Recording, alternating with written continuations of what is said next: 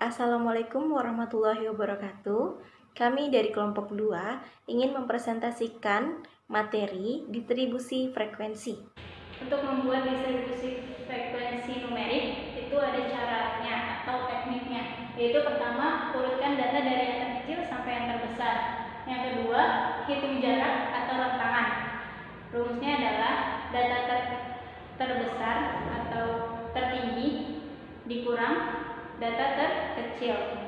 Terus yang ketiga, hitung jumlah kelas atau K. K sama dengan 1 ditambah 3,3 log N. N adalah jumlah kelas, jumlah data. Terus yang keempat, hitung panjang kelas atau P. Rumusnya P sama dengan R atau rentangan dibagi K atau jumlah kelas. Terus yang kelima, tentukan batas data terendah. Dilanjutkan dengan menghitung kelas interval dengan cara menjumlah tepi bawah kelas ditambah dengan panjang kelas atau P, dan hasilnya dikurangi 1 sampai pada data terakhir. Yang keenam, buatlah tabel sementara. Kalau sudah dapat tabel sementaranya, baru dibuat data distribusi frekuensi numeriknya. Contohnya tabel di bawah ini nih, merupakan besar kalori dari 20 merek es krim rasa vanila. Baca tabel distribusi frekuensinya. Ini tabel distribusi frekuensinya 22 kan ya. Terus kan untuk membuat distribusi frekuensi numeriknya, caranya kan urutin data dari yang terendah sampai yang tertinggi. Dari terendah 111 sampai terus lanjut sampai 439. Lanjut, yang kedua itu menghitung range. Menghitung range itu dari yang data tertinggi dikurangin dengan data terendah. Data tertingginya kan 439 dikurangin dengan 111 sama dengan 328. Yang ketiga itu menghitung banyaknya kelas atau K. Rumusnya kan K sama dengan 1 ditambah 3,3 log N. N itu banyak data, berarti K sama dengan 1 ditambah 3,3 log 22. Log 22 itu 1,3, berarti dikali sama 3,3 terus ditambah sama 1, hasilnya 5,43. Digenepin jadi 5, jadi banyaknya kelas itu ada 5. Terus yang keempat itu menghitung panjang interval atau P. Rumus itu P sama dengan R dibagi K. R-nya itu kan range-nya itu 328 dibagi K itu banyaknya kelas. Banyak kelas itu 5. 328 dibagi 5 sama dengan 65,6. Digenepin jadi 66. Jadi panjang interval masing-masing kelas adalah 66. Yang kelima, menentukan batas masing-masing kelas. Batas rumusnya kan nilai terendah ditambah panjang interval kelasnya terus dikurangin 1. Kan nilai terendah 111 ditambah 66 dikurangin 1, hasilnya 176. Lanjut, nilai setelahnya kan 177 ditambah 66 dikurangin 1, hasilnya 242. Nilai setelahnya 243 ditambah 66 dikurangin 1, hasilnya 308. Angka setelahnya 309 ditambah 66 dikurangin 1, hasilnya 374. Angka setelahnya 375 ditambah 66 dikurangin 1 sama dengan 440. Karena menghitung tepi bawah dan tepi atas masing-masing kelas. Yang ketujuh, menghitung frekuensi. Ini yang menghitung tepi bawah sama tepi atas. Tepi bawah itu kan batas bawah dikurangin 0,5. Kalau tepi atas itu batas atas ditambah 0,5. Nih, dapatkan. Terus menghitung membuat data frekuensi distribusi di frekuensi numeriknya. Ini kan udah dapat batas bawahnya sama batas atasnya, berarti dari 111 sampai 176, begitu selanjutnya sampai 440. Dihitung ada berapa data dari 111 sampai 176 itu ada berapa, itu yang masuk ke frekuensinya gitu sampai selesai. Lanjut ke jenis-jenis distribusi frekuensi. Distribusi frekuensi itu jenisnya ada 3, ada distribusi frekuensi biasa, ada distribusi frekuensi kumulatif, dan distribusi frekuensi relatif. Distribusi frekuensi biasa adalah distribusi frekuensi yang berisikan jumlah frekuensi dari setiap kelompok data.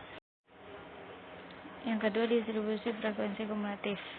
Distribusi frekuensi kumulatif adalah distribusi frekuensi yang berisikan frekuensi kumulatif atau frekuensi yang dijumlahkan. Distribusi frekuensi kumulatif memiliki kurva yang disebut ogive, nanti dijelaskan.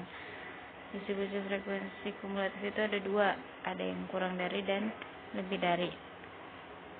Yang ketiga, distribusi frekuensi relatif. Distribusi frekuensi relatif adalah distribusi frekuensi yang berisikan nilai-nilai hasil bagi antara frekuensi kelas dan jumlah pengamatan. Distribusi frekuensi relatif ini menyatakan proporsi data yang berada pada suatu kelas interval.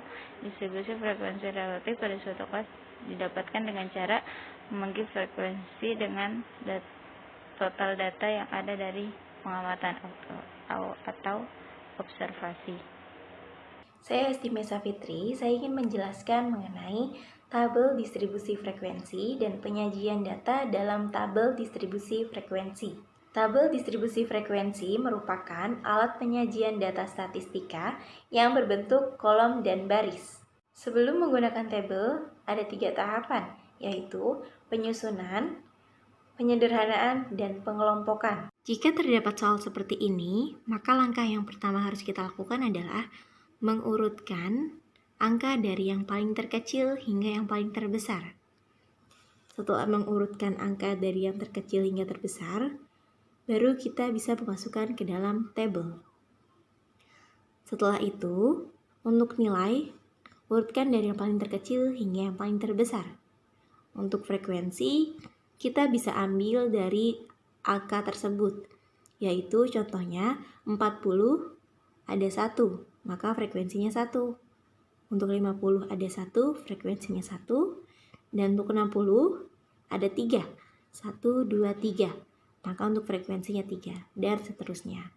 Untuk jumlahnya ini adalah jumlah frekuensi. Tinggal ditambahkan saja. Jumlahnya adalah 10. Berikut adalah contoh tabel distribusi frekuensi data tunggal. Dan ini adalah tabel distribusi frekuensi data kelompok. Tentu saja berbeda data tunggal dengan data kelompok, karena jika data tunggal, yaitu hanya memiliki 1 angka, tetapi jika data kelompok memiliki nilai interval kelas atau jarak dari 50 sampai 56.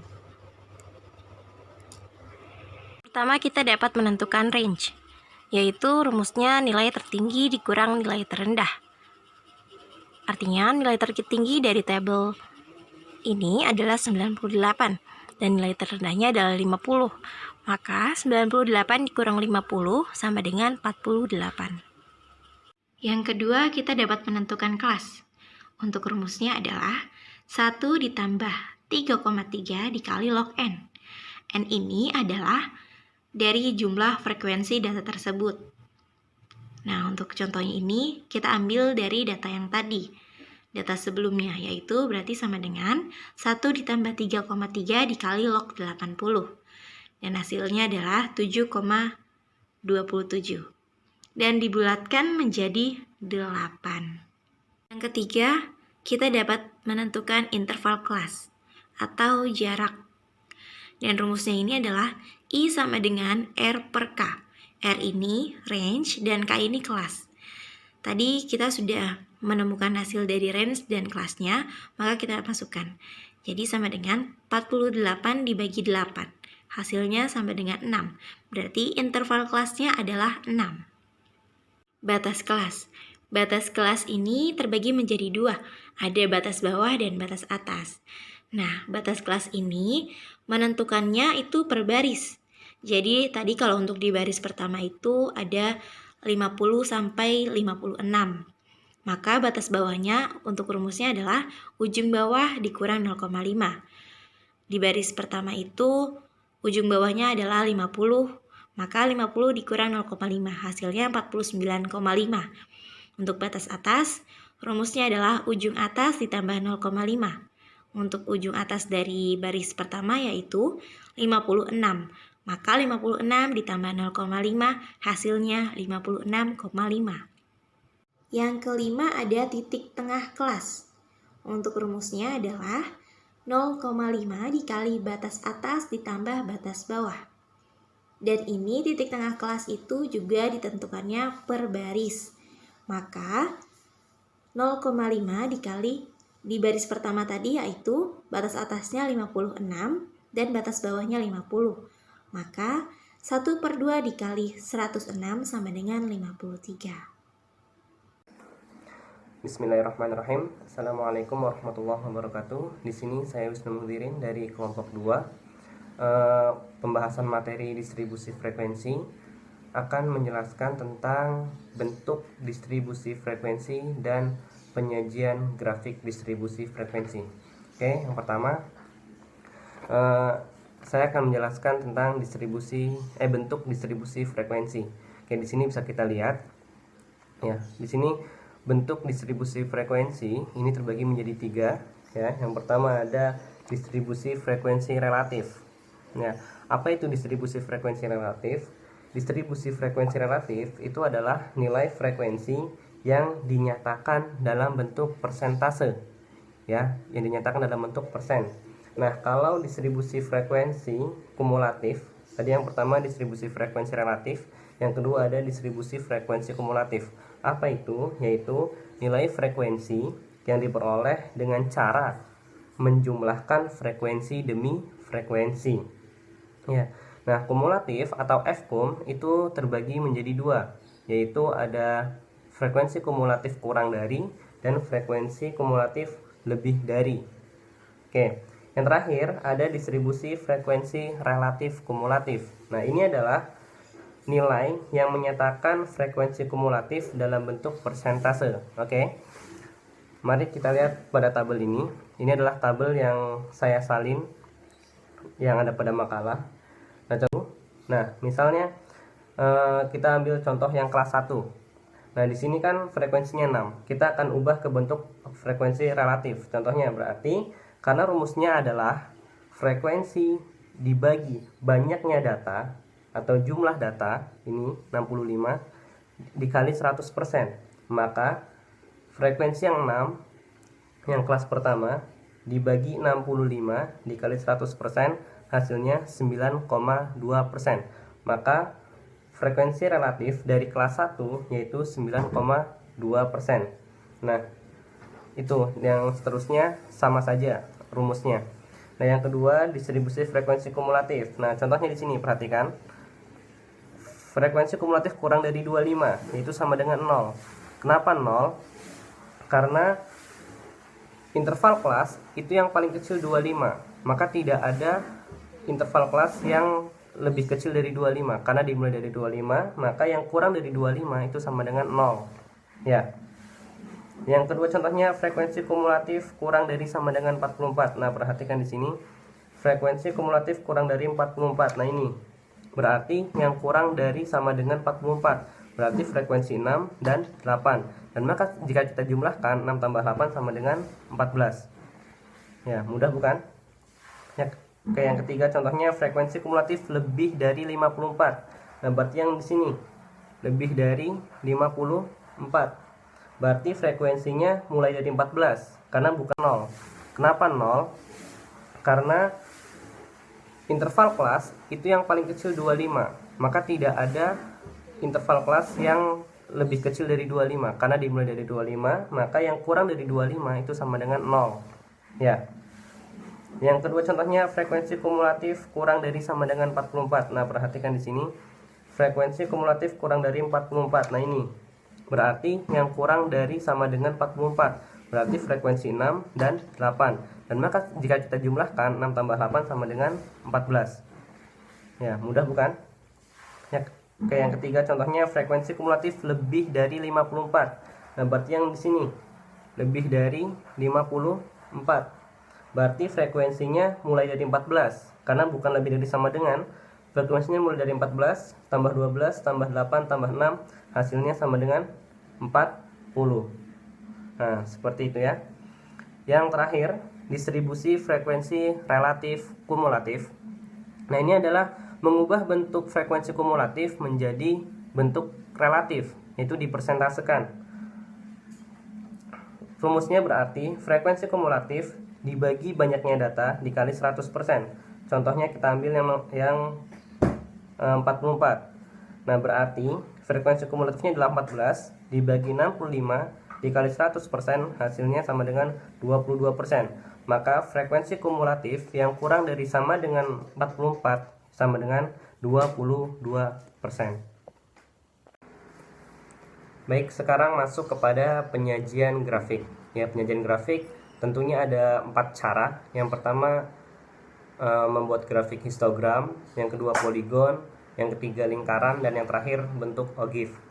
Nah, oke, di sini ini ada interval kelas yang sudah saya buat. Ini berbeda dengan interval kelas yang tadi. Nah, di sini sudah saya buat juga ini bentuk poligon dan histogram. Ini histogramnya, ini poligonnya. Oke, kita bahas interval kelasnya terlebih dahulu. Di sini frekuensinya terlihat ya, jelas 4, 5, 7, 8 dan seterusnya. Oke, di sini ada tepi bawah, ada tepi atas, ada XI atau nilai tengah, ada frekuensi kumulatif kurang dari, ada frekuensi kumulatif lebih dari. Yang frekuensi kumulatif kurang dari dan lebih dari ini akan kita gunakan untuk menyatakan dalam bentuk ogive. Oke, sekarang kita masuk ke bentuk histogram. Sebelumnya kita bahas yang tepi bawah, tepi atas dulu. Nah, ini tepi bawah yaitu dikurang 0,5. Nah, yang diambil adalah nilai terendah dari setiap kelas ya.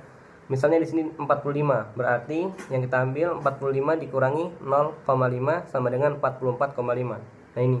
Nah, ini 51, berarti 51 dikurangi 0,5 sama dengan 50,5 dan seterusnya. Nah, tepi atas yang diambil adalah nilai tertinggi setiap dari kelas. 50, 56, 62, kita tambah 0,5 menjadi 50,5, 56,5, 62,5 dan seterusnya. Nah, ini rumusnya ya. Dan yang nilai tengah. Nilai tengah ini adalah jumlah interval kelas dibagi 2. Nah, ini jumlah interval kelas. Jumlah interval setiap kelas ya. Jumlah interval setiap kelas. Berarti 45 tambah 50 dibagi 2 sama dengan 95 dibagi 2, hasilnya 47,5. Dan seterusnya. 51 tambah 56 bagi 2, hasilnya 53,5. 57 tambah 62 bagi 2, hasilnya 59,5 dan seterusnya. Oke. Nah, ini ada frekuensi kumulatif kurang dari, frekuensi kumulatif lebih dari ya. Nah, maka di sini frekuensi lebih darinya berarti mulai dari 4 ya, karena di sini mulai dari 4. Nah, yang keduanya ini tinggal 4 ditambah 5, hasilnya 9 karena menjumlahkan frekuensi demi frekuensi kan. Berarti 4 tambah 5 9, 9 tambah 7 16, 16 tambah 8 24. Begitu seterusnya. Nah, frekuensi yang lebih dari dimulai dari sini. Yang lebih dari 80 itu tidak ada, 0, karena yang paling tinggi 80. Maka di sini 0. Nah, tinggal kita jumlahkan 0 tambah 2, 2, 2 tambah 4, 6, 6 tambah 8, 14, 14 tambah 7, 21, 21 tambah 5, 26.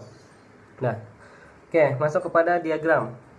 Cara membuat diagram, kita buat yang pertama kita buat absisnya dulu. Cara membuat diagram, kita buat yang pertama kita buat absisnya dulu. Ini absis, ini ordinat. Absis adalah sumbu X, ordinat adalah sumbu Y.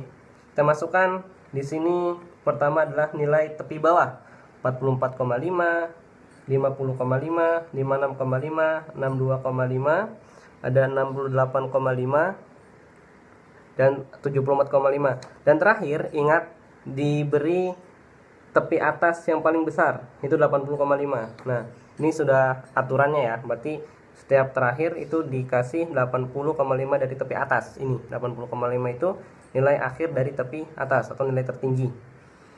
Oke, setelah itu masukkan frekuensinya ini. Frekuensinya 1 2 3 4 5 6 7 8. Ya, sini frekuensinya 1 2 3 4 5 6 7 8. Ini adalah tepi bawah, yang terakhir adalah nilai tertinggi dari tepi atas. Nah, yang ini nilai tengah. Nilai tengah ini 47,5, ada 53,5, diambil dari ini nilai tengah.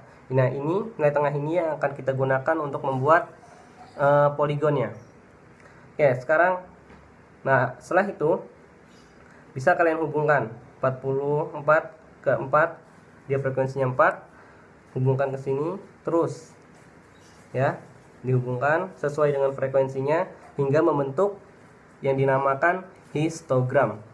Nah, ini berbeda dengan diagram batang. Kalau diagram batang itu pisah, kalau ini tidak, ini berhimpit. Maka ini yang dinamakan histogram. Nah, lalu kita ambil nilai tengah, kita ambil garis tengah dari setiap histogram. Ini dia nilai tengahnya, kita hubungkan ke titik-titik nilai tengah itu. Nah, setelah itu kalian hubungkan. Nah, seperti ini. Nah, dan ini adalah diagram poligon dan histogram yang saya satukan. Oke, yang kedua yaitu diagram lingkaran. Nah, diagram lingkaran ini intervalnya saya buat sembarang karena akan saya buat dalam bentuk derajat, tidak dalam bentuk persentase. Karena menurut saya lebih mudah membuat diagram lingkaran menggunakan rumus derajat. Maka kayak misalnya saya sembarang di sini ada interval kelas 3 kelas saja, tidak banyak-banyak, karena yang akan kita fokus membuat diagramnya seperti ini, diagram ini. Oke. Ada interval 25 sampai 34, 20, 35 sampai 44, 25, 45 sampai 54, 30. Sehingga kalau kita jumlahkan TF-nya atau total frekuensi itu sama dengan 75. Di mana rumusnya frekuensi dibagi TF dikali 360 derajat. Karena kita akan membuat diagram lingkaran dalam bentuk derajat agar lebih mudah. 20/75 kali 360 derajat, 96 derajat, dan seterusnya. Nah, ini hasilnya. Ya, bisa kalian lihat. Oke, setelah itu kita ukur. Tadi kita buat lingkaran. Pertama kita buat lingkaran terlebih dahulu. Itu kita ukur. Tadi kita buat lingkaran. Pertama kita buat lingkaran terlebih dahulu. Setelah itu kalian kasih jari-jari di sini. Nah, ini jari-jari pertama. Jadi setelah membuat lingkaran, beri jari-jari di sini. Nah, setelah itu baru kita masukkan 96 derajat, diukur menggunakan penggaris busur. Mulai dari sini, penggaris busur. Nah, menggunakan penggaris busur dari sini, sehingga kalian mendapatkan 96 derajat. Setelah itu 120 derajat. Nah, 120 derajat berarti bukan dimulai dari jari-jari yang awal, tapi dimulai dari jari-jari yang kedua. Ini yang sudah terbentuk 96 derajat di sini, sehingga kalian membentuk 120 derajat. Paham ya? Oke. Nah, kalau sudah membentuk ini, otomatis yang di sini sudah terbentuk 144 derajat. Maka terbentuklah suatu diagram lingkaran dengan bentuk derajat, yaitu 96 derajat dari interval kelas 25 sampai 34 dengan frekuensi 20. Diagram lingkaran dengan 120 derajat dari interval kelas 35 sampai 44 dengan frekuensi 25, dan terakhir 144 derajat dalam diagram lingkaran dari 45 sampai 54 dari frekuensi 30. Oke, yang terakhir adalah diagram bentuk ogive. Nah, ini yang sudah saya bentuk diagram ogive-nya. Kita masih menggunakan interval yang kita buat tadi di buat histogram dan poligon. Kita akan juga buat untuk ogive. Nah, kita akan menggunakan nilai tengah tentunya. Menggunakan tepi atas, maaf. Kita menggunakan tepi atas untuk membuat ogifnya. Nah, ini dia tepi atas. Ini absisnya, tepi atas. Dan ini frekuensi, dan ini adalah nah, yang di sini ini menggunakan frekuensi kurang dari dan lebih darinya. Ya. Frekuensi kurang dari dan lebih dari. Maka ada 5, 10, 15, 20, 25 dan 30. Karena di sini paling besar adalah 30 ya. Maka sampai 30 saja. Ingat, ini bukan frekuensi ini. Bukan frekuensi murninya, tapi ini adalah frekuensi kumulatif. Kurang dari dan lebih dari. Yang jika kita lihat dari angka lebih dari dan kurang dari, paling besar adalah 30. Maka sampai 30 saja. Selanjutnya kita hubungkan 50,5 dengan 4. 50,5 di sini 4. Lalu 56,5 dengan berapa itu? 9. 56,5 dengan 9. Seterusnya kita hubungkan ya sampai membentuk 50,5 di sini 4. Lalu 56,5 dengan berapa itu? 9. 56,5 dengan 9. Seterusnya kita hubungkan ya sampai membentuk ini namanya ogif negatif ya, karena kurang dari. Nah, ini berarti yang menjulur ke atas. Ini adalah ogif negatif. Nah, kita akan bentuk ogif positif. Yang di sini dia 50,5 dengan 26. 50,5 dengan 26 berarti di sini. Ya. Terus 56,5 dengan 21. 56,5 dengan 21 di sini. Terus 52,5 dengan 62. 62,5 dengan 14. Ya, ini dia. Nah, ini ya. Ini 62,5 dengan 14. Lalu ada 68,5. 68,5 dengan 6. Nah, 6 di sini. Terus ada 74,5. 74,5 dengan 2 di sini. Dan terakhir 7580 0, berarti di sini. Ya. Lalu kita hubungkan menjadi seperti ini, dan ini dia adalah ogif positif. Nah, jika ada yang ditanyakan silahkan. Sekian dari penjelasan distribusi frekuensi dalam bentuk penyajian grafik. Terima kasih. Wassalamualaikum warahmatullahi wabarakatuh.